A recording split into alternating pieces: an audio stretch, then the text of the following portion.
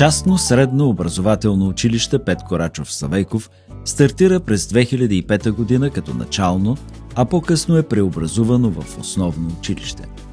От 2011 година вече има лиценз и за гимназия с езикова насоченост.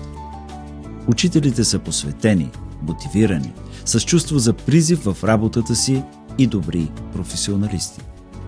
Училище Славейков предлага добра материална база, спокойна атмосфера и индивидуален подход към всяко дете. Целта е да се изгради у децата добра морална ценностна система в съчетание с стабилни академични знания, за да станат по-добри хора с по-добро бъдеще.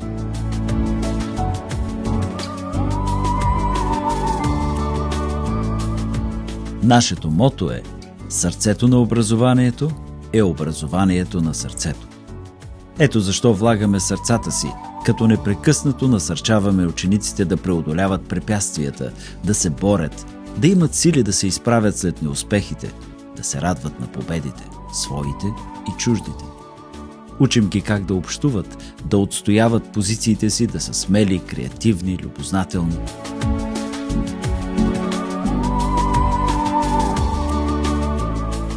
В училище Петко Рачов Славейков се използват нестандартни методи за обучение и развитие под формата на проекти, извънкласни дейности, работа в малки групи и индивидуален подход към всяко дете. Школата по пиано, вокалната група арт-школата и други извънкласни дейности подпомагат разгръщането на детските дарби и таланти. Една от най-важните ни мисии е да осигурим спокойна атмосфера, в която агресията да няма място.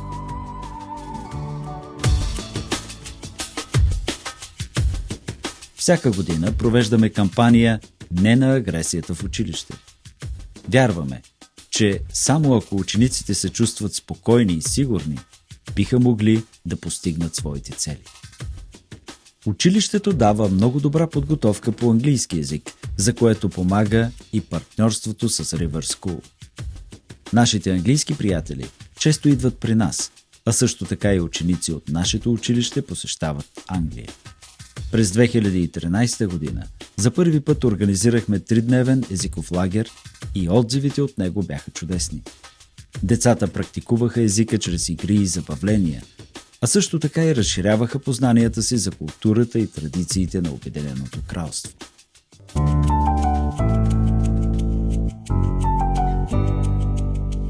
Една от групите, с които се работи по специфичен начин, е тази от ученици със специални образователни потребности. В нашето училище това са деца предимно с двигателни и сензорни проблеми и ученици с заболявания от аутистичния спектър. Всички заедно се стараем да осигурим добра среда и атмосфера на приемственост за тези деца. Вярваме, че качественото образование трябва да бъде достъпно за всеки. В училище Петко Рачов Славейков всички се насърчават да творят и да показват на какво са способни. Учениците се явяват на национални състезания по математика, български език и литература, изкуства и печелят немалко награди, призови места и медали. Но най-важното си остава това, което е заложено още при създаването на училището, а именно сърцето на образованието е образованието на сърцето.